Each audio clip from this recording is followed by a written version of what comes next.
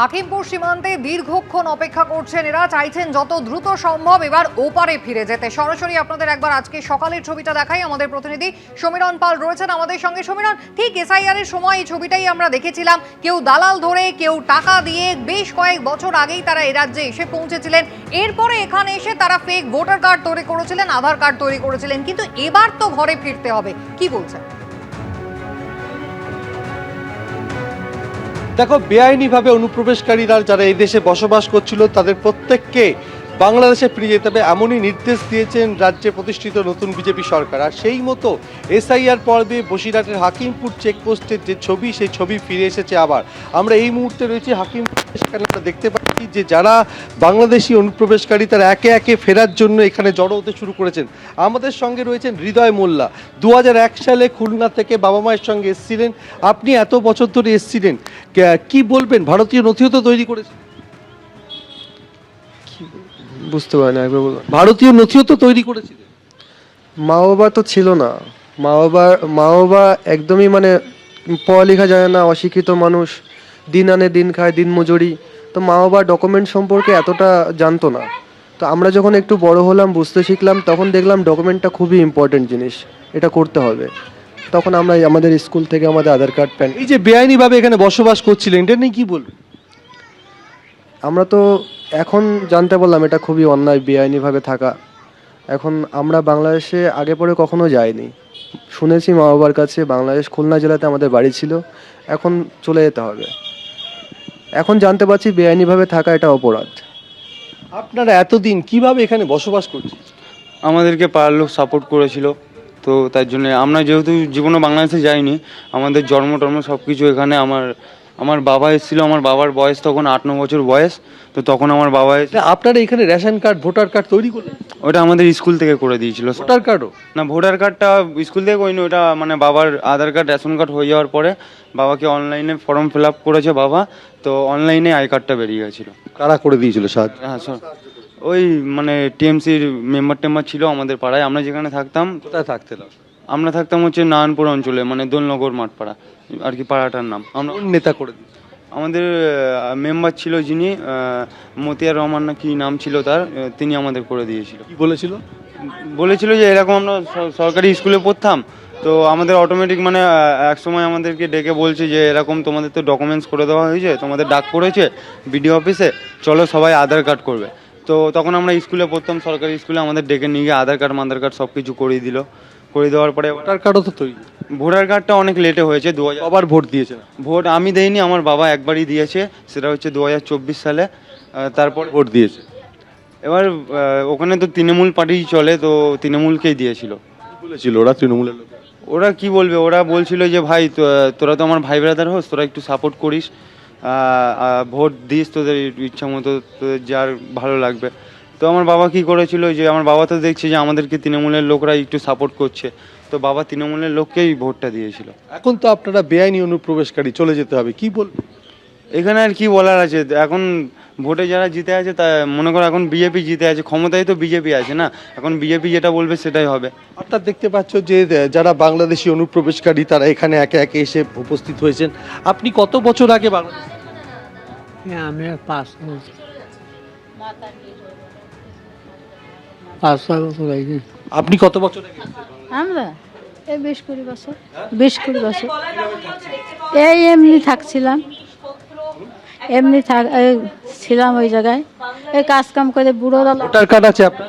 না, ration card না, আপনাদের? ভোটার কার্ড আছে না, তাহলে কিভাবে এখানে থাকছিলেন? ওই থাকছিলাম ওই করে ওরকম। কারা থাকতে দিয়েছিল? ওই পাড়ার লোকই দিছিল, তারপরে এখন সব বলে যে আর হবে না, থাকা যাবে না, এখানে আর থাকা যাবে না, ওই তাই সেই হিসেবে চলে যেতে হচ্ছে। কোন জায়গায় থাকতে? এই চণ্ডীগড়, দমদম। অর্থাৎ তুমি দেখতে পাচ্ছ, প্রবীর ছবিটা দেখাচ্ছে যে যারা বাংলাদেশি অনুপ্রবেশকারী তারা একে একে বসে রয়েছেন, তারা অপেক্ষা করছেন তারা কখন সুযোগ পাবেন সেই অপেক্ষায় রয়েছেন।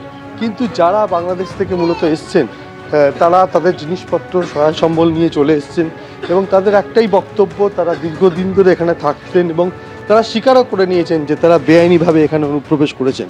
এবং শুধু তাই নয়, চাঞ্চল্যকর যে অভিযোগ যে ভারতীয় নথি তারা তৈরি করেছিলেন তাতে স্থানীয় তৃণমূল নেতারা তাদেরকে সাহায্য করেছিল। আর সেই কারণেই গত কয়েকদিন ধরে প্রবীর ছবিটা তোমায় দেখাচ্ছে যে হাকিমপুর চেকপোস্ট সেখানে প্রচুর বাংলাদেশি অনুপ্রবেশকারী তারা জড়ো হতে শুরু করেছেন। আজকে যেহেতু সকাল থেকে বৃষ্টি হচ্ছে সেই কারণে একটি পরিত্যক্ত বাড়ির মধ্যে তারা এই মুহূর্তে আশ্রয় নিয়েছেন এবং যেহেতু বেলা বাড়লে আরও অনুপ্রবেশকারীর সংখ্যা বাড়বে এবং যাতে অনুপ্রবেশকারীরা এখান থেকে বাংলাদেশের অর্থাৎ সাতক্ষীরা জেলার মাধ্যমে বাংলাদেশে পৌঁছে যেতে পারে সে ব্যাপারে পুলিশের পক্ষ থেকে তাদেরকে সাহায্য করা হচ্ছে। বিএসএফ জওয়ানরা রয়েছেন এবং গতকাল আমরা দেখেছিলাম বসিরহাট পুলিশ জেলার শীর্ষকর্তারা তারা দফায় দফায় এসে বৈঠক করেছেন। শুধু তাই না, যে এদের যে সমস্ত নথিপত্র এবং তাদের বিরুদ্ধে কোনো অপরাধমূলক রেকর্ড আছে কিনা সেই সমস্ত দিক খতিয়ে দেখা হচ্ছে। কিন্তু বেআইনি অনুপ্রবেশকারীদের এ রাজ্যে কোনো জায়গা নেই এবং তারা স্বীকারও করে নিচ্ছেন যে তারা দীর্ঘদিন ধরে এ রাজ্যে এসছেন এবং বসবাস করেছেন বেআইনিভাবে, কিন্তু এই মুহূর্তে তাদের কাছে কোনো ভারতীয় নথি নেই। সেই কারণে কেউ 20 বছর কেউ 10 বছর আগে দালালের হাত ধরে টাকা দিয়ে তারা এদেশে এসেছিলেন, কেউ নদী পথে কেউ চোরা পথে কেউ খাল পেরিয়ে এদেশে এসছেন, কিন্তু তারা আর এদেশে বসবাস করতে পারবেন না রাজ্য সরকারের নির্দেশ এবং তার জন্য রাজ্যের একাধিক জায়গায় হোল্ডিং সেন্টার তৈরি হয়েছে। গতকালও প্রায় শতাধিক বাংলাদেশি অনুপ্রবেশকারী তারা এখানে এসেছিলেন। আজকে সকালেও প্রচুর বাংলাদেশি অনুপ্রবেশকারীরা একে একে ভিড় জমাতে শুরু করেছেন। ফিরল রাজনৈতিক সৌজন্য। প্রশাসনিক বৈঠকে ডাক পেলেন তৃণমূল বিধায়করা। মঙ্গলবার মুখ্যমন্ত্রীর প্রশাসনিক বৈঠকে উপস্থিত ছিলেন দেগঙ্গা, স্বরূপনগর, হাড়োয়া, বাদুড়িয়া, মিনাখা, বসিরহাট দক্ষিণের তৃণমূল বিধায়করা। আর এ নিয়ে দিলীপ ঘোষ বলেন, এটাই পরিবর্তন। তৃণমূল সরকার এখন অতীত, রাজ্যে এখন বিজেপি সরকার। আর মঙ্গলবার পরিবর্তনের এই রাজ্য সাক্ষী রইল কার্যত এক নজিরবিহীন ছবি। ফিরল রাজনৈতিক সৌজন্য। প্রশাসনিক বৈঠকে ডাক পেলেন তৃণমূল বিধায়করা। আমন্ত্রণ রক্ষাও করলেন কেউ কেউ। তৃণমূলের টিকিটে জিতে এবছরে প্রথম বিধানসভায় পা রেখেছেন দেগঙ্গার আনিসুর রহমান বিদেশ। পেয়েছেন 1 লক্ষেরও বেশি ভোট। First time MLA. আমি এর আগেও কোনোদিন তৃণমূলের রাজ্য সরকার থাকাকালীন কোনো মিটিং অ্যাটেন্ড করিনি। মানুষ জিতিয়েছে, রাজ্য সরকারের কাছ থেকে সেই কাজের আর্জি রাখবো, নিশ্চিতভাবে রাখবো, সেই জন্য এই মিটিংয়ে আসে। দলের কাছ থেকে দল কোনো বিরোধের জায়গায় নেই, দল তো আমাদের কোনো ইনস্ট্রাকশন দেয়নি। স্বরূপনগর থেকে 94,000-এর বেশি ভোট পেয়ে তৃণমূলের টিকিটে নির্বাচিত বিধায়ক বীণা মণ্ডল এবং হাড়োয়া থেকে 1,17,000-এর বেশি ভোট পাওয়া আব্দুল মাতিনের পাশাপাশি মুখ্যমন্ত্রীর প্রশাসনিক বৈঠকে যোগ দেন বাদুড়িয়া তৃণমূল বিধায়ক বুরহানুল মুকাদ্দিমও। এলাকার কাজটা তো করতে হবে, তার জন্যই এসেছি, এলাকার উন্নয়নের স্বার্থেই এসেছি। এর ডাইরেকশন দিয়েছে ডেভেলপমেন্ট কিভাবে হবে, আমরা সব কথাবার্তা বলেছি। যারা ডাকতে এসেছেন মোরাললেস এসেছে, এটা ডেভেলপমেন্টের ব্যাপারে এখানে দলের অনুমতি কি, তো রাজ্যের মুখ্যমন্ত্রী সবারই মুখ্যমন্ত্রী ডেকেছেন, ডেভেলপমেন্টের ব্যাপারে তো আমাদের আসতেই হবে। অন্যান্য রাজ্যে নিয়মিত দেখা গেলেও পশ্চিমবঙ্গের রাজনীতিতে এই ছবি নজিরবিহীন। ভালো দিন আসছে, নতুন ধরনের রাজনীতি আমরা করতে চাইছি, পরিবর্তন এটাই, সেখানে কিছু আলাদা হওয়া উচিত। তারা তো কোনোদিন এটা বুঝলেন না যে সরকার সবার উন্নয়ন সবার জন্য হোক, সবাই বলার সুযোগ পাক। আমরা সেই সুযোগটা দিচ্ছি, আমরা সেই ধরনের রাজনীতি করি। প্রশাসনিক বৈঠকে উপস্থিত সব দলের জনপ্রতিনিধি। এই ছবি কি নিয়মিত দেখা যাবে? উজ্জ্বল মুখোপাধ্যায়, দীপক ঘোষ ও আশাবুল হোসেনের রিপোর্ট, এবিপি আনন্দ। এবিপি আনন্দ, এগিয়ে থাকে, এগিয়ে রাখে।